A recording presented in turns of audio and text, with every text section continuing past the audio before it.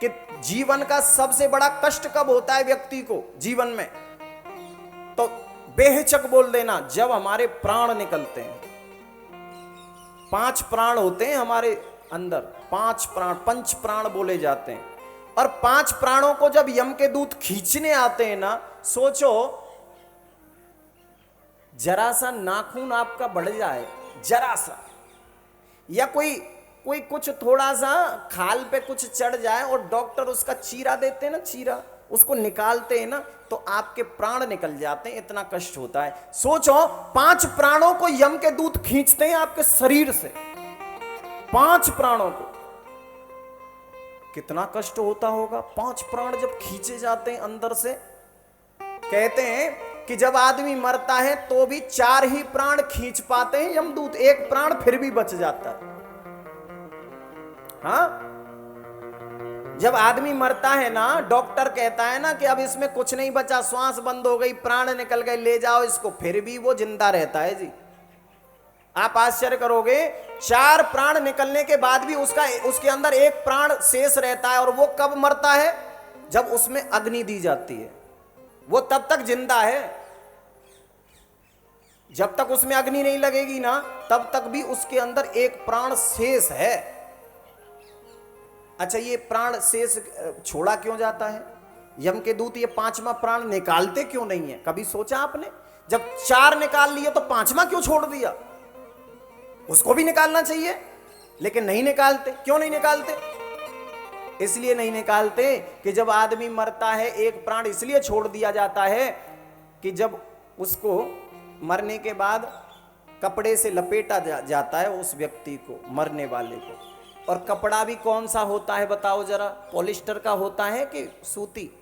बताओ जरा, जोर से बोलो। कॉटन का होता है ना? कभी आपने विचार किया पॉलिस्टर का क्यों नहीं होता, सिल्क क्यों नहीं होता? सिल्क तो महंगा आता है?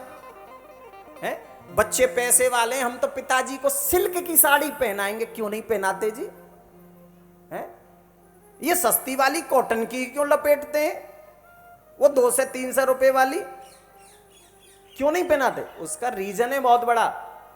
उसका रीजन ये है कि सिर्फ कॉटन का कपड़ा ऐसा होता है जिसमें से हवा पास होती है, और कोई कपड़ा ऐसा नहीं होता जिसमें से हवा पार हो। आप सिल्क पहन लो, गर्मी में आपका दम घुटने लगेगा, पसीना पसीना हो जाएंगे, क्योंकि हवा नहीं पार होती उसमें, आपको घुटन होगी। कॉटन का हम पहनते हैं तो इसमें हवा पास होती है।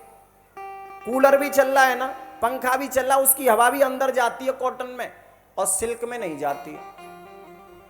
कॉटन की धोती हम इसलिए मरे हुए शरीर में लपेटते हैं, जब उसको लेके जाते हैं ना, 4 लोग नीचे लगे होते हैं, क्या बोलते जाते हैं? राम नाम सत्य बोलो, राम नाम सत्य बोलो। क्यों लेते हैं ये?